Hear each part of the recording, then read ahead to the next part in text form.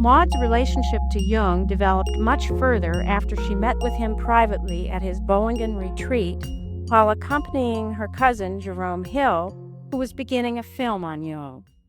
Maud became fascinated with the large stone Jung had carved and placed in his garden in honor of his 75th birthday.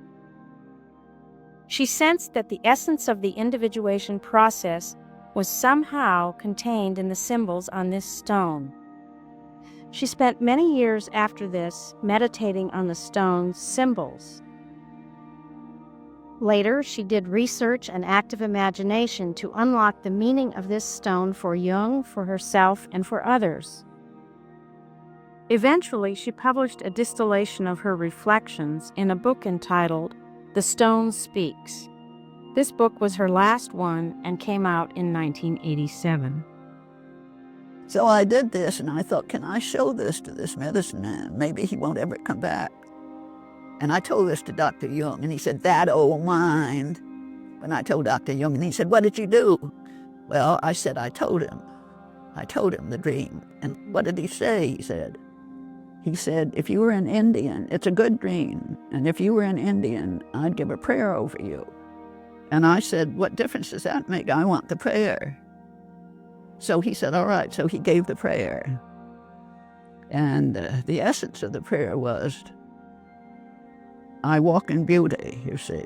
I'm on the path to beauty. Beauty's above me. Beauty's below me. Beauty's all around me. And it's quite a little prayer. He said, this ceremony is to drive the poison out of you, a white man. I see. Yes, I should have said that. It's like cleansing your heart. Yes, that's it. Which opened the way. It really was amazing. It is amazing. And in the middle of it, he said to me, what is the most important thing in the world? And I didn't have time to even think, you see. And I said, a heart. And he said, you're right, but the white man has taken the Indian's heart away. The Indian had a heart before the white man came. I didn't meet Jung again until I went with my cousin, Jerome Hill, to call on him. In fact, Jerome wanted to take a movie of him, and he sent Erica Anderson first to talk to Jung, and Jung said no, he wouldn't have movies taken of him by anyone. But in the end, he weakened and said he would. So we went on to see Dr. Jung and watch the movie Taking. Dr. Jung, Scene 3, Take 1.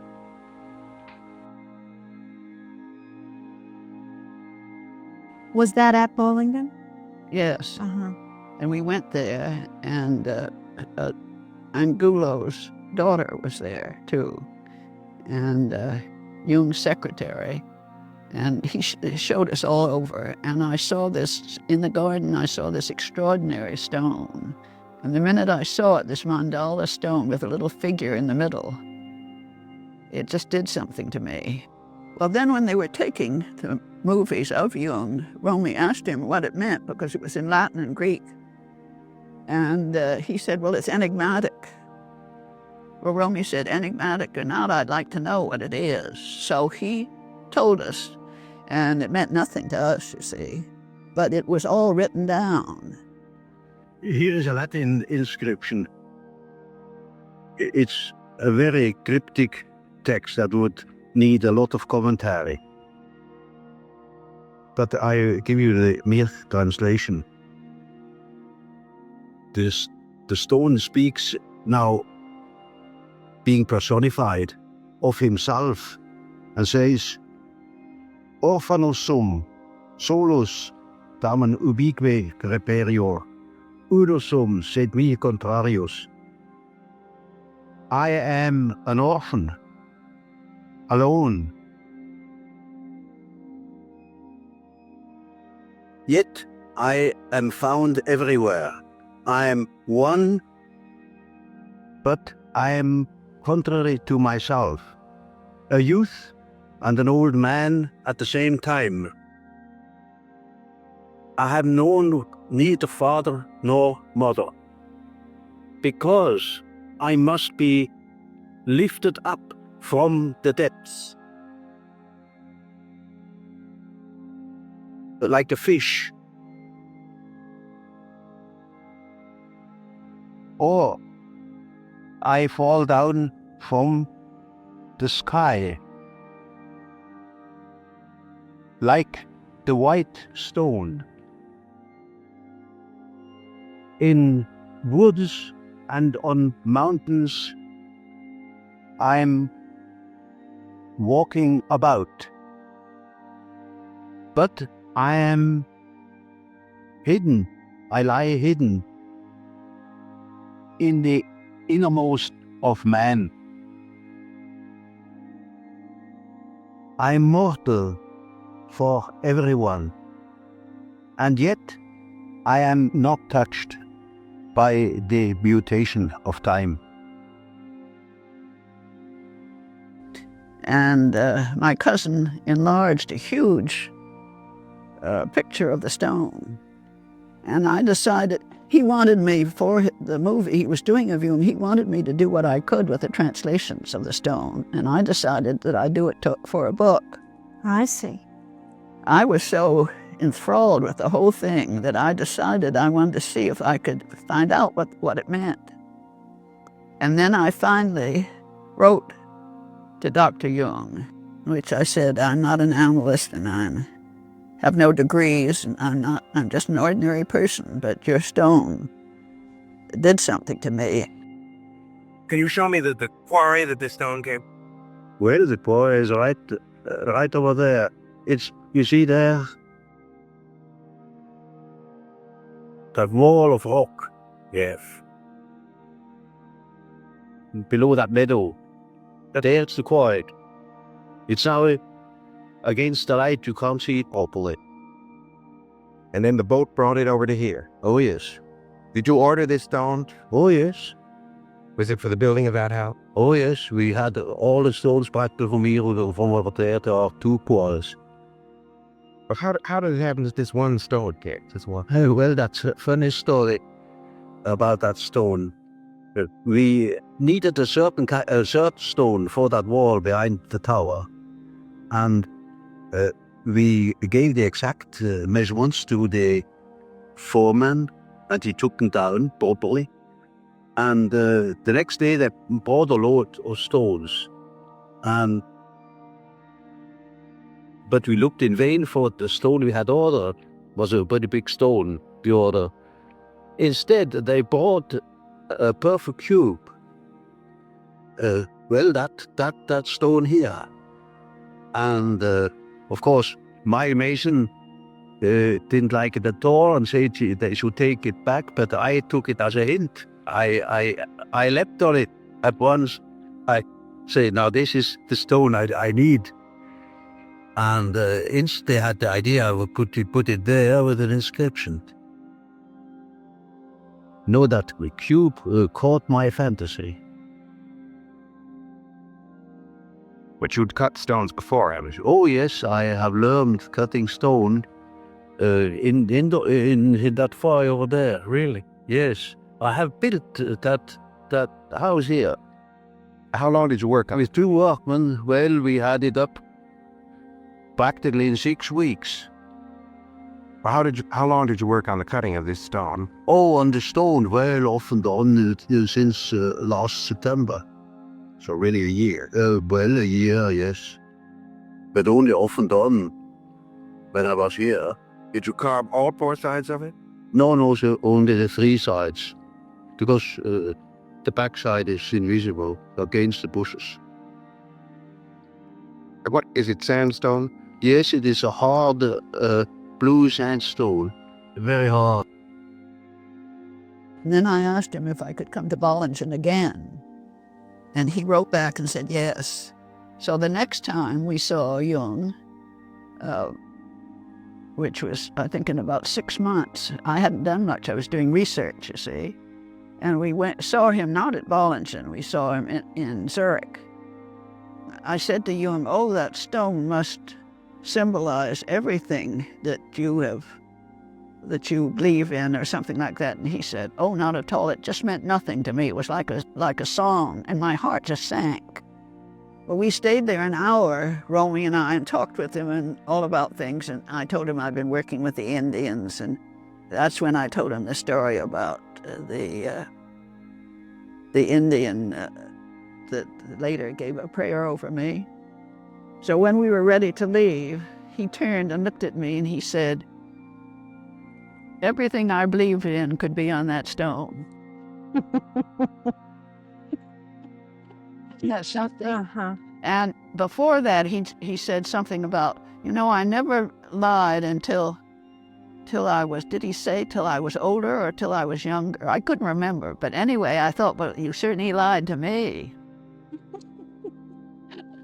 And I felt it's like $1 million. Because I really knew. You knew. Yes. Uh-huh. And then we went into the house, and I kept saying, "Oh, show me your studio, show me your workroom, show me your studio," to myself, see? And by the time we got into the entryway where you enter the house, he turned and he looked right at me and he said, "Would you like to see my studio?" Got the message. Yeah, he got the message. So I went up, and that was in the tower. And it was absolutely fascinating. He had all over the wall pieces of bone and shells, and he had vellum manuscripts, and he had Tibetan things hanging on the wall. And it was a small room, but it was jammed with things. And then this big long table, a sort of a small window looking out where he worked. And this is where he wrote. Yes. Uh-huh. Mm-hmm. Did you see any of the paintings that he did on the wall? No, well, I've just noticed the Tibetan ones. Did you ever meet Toni Wolff? Yes, once. Uh-huh. What were your impressions of her? Well, she was with people, so, You didn't... when I went down to Frau Ferber's, lectures down by the lake. Uh-huh. And I just saw her there, I was introduced, but nothing more. Uh-huh. I didn't talk with her. Did her work speak to you at all on Oh, yeah. feminine, on the... Oh, I thought she was excellent. Very wise woman. So then I worked 2 more years on it, and then I took it to him, and then I saw him again in Bollingen, alone. He was absolutely marvelous. I just loved Jung, and I felt so at home sort of with him, and he had this twinkle in his eye, sort of a naughty twinkle. And he also was stubborn. I could see as stubborn as I am. You could tell it in his mouth. The whole, you could say the whole individuation process was on the stone, but written in enigmatic writing, in Greek and Latin. Well, you see, this is a Greek inscription. It begins, Aion, Pais esti, Paitson, Petoion, Paidos, Basileia. It is a quotation from Herrn Baitos. It says, "Time is a child that plays like a child. A game on a board. The kingdom of the child. Then Telesphorus, this is the name of this little figure here. He is the familiar spirit of the god of the physicians, Aesculapius. The text says, Telesphorus, traveling through the dark spaces of the cosmos, and rising out of the depths like a star. He finds the way. Par Elioiopilas kai demononeiro, to the gates of the sun and the land of the dreams. The latter is a quotation from Homerus. Then you see a division into four parts. Here are the three lightnings, one river. It's the ancient idea of paradise with its four rivers. Three were supposed to be equal, and one has a double meaning, and that's the one here, the river. This is an old alchemistic secret, so-called axioma Maria. This Maria has nothing to do with Mary, but with the Maria Prophetessa, or Judaica. She was a philosopher in the time of Hypatia. That was another woman philosopher living in Alexandria about the 3rd century.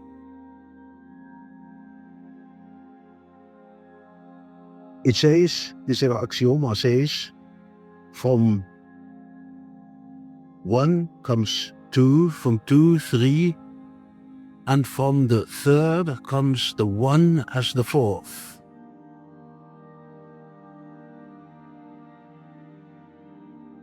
This axioma has played a very great role through 1700 years of alchemy. Then you see here the sign of the sun, here the sign of the moon. On the left side, Jupiter, on the right side, Venus. Saturn above, Mars below. These 4 planets are the so-called division into 4, the tetrameria.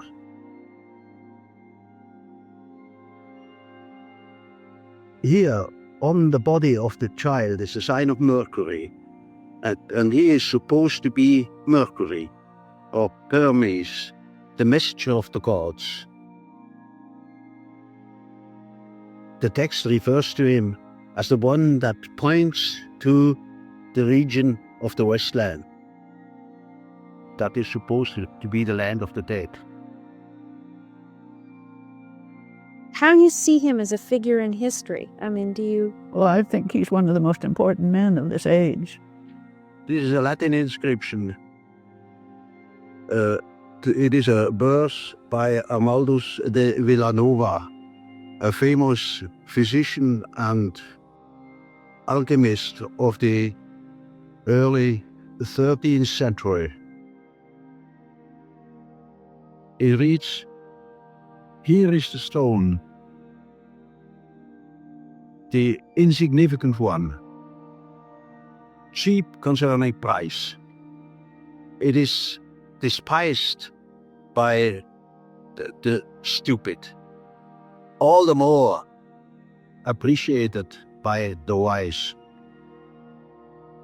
C.G. Jung, from gratitude,